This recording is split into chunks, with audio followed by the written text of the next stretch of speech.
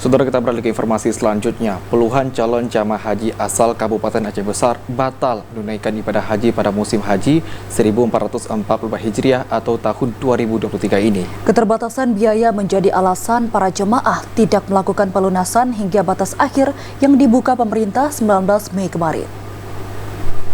Selain calon jamaah yang telah mendapat porsi untuk berangkat pada musim haji kali ini, mereka yang batal berangkat merupakan jamaah cadangan.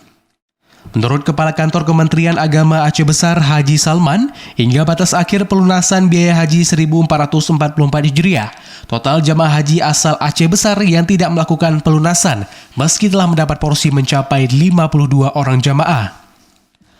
Adapun jumlah calon jamaah cadangan yang batal berangkat karena tidak melakukan pelunasan biaya haji mencapai 46 orang.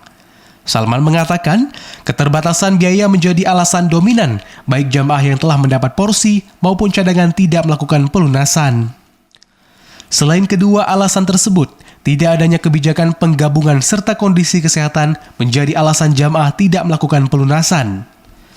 Ketiadaan kebijakan ini membuat niat jamaah untuk dapat berhaji bersama istri atau suami tidak dapat terlaksana.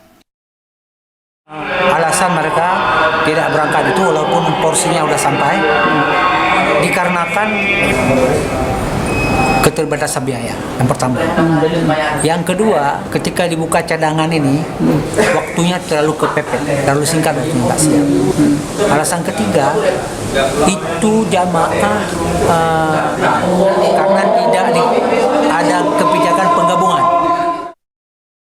Salman menambahkan sebanyak 457 calon jamaah haji asal Aceh Besar akan berangkat pada musim haji kali ini.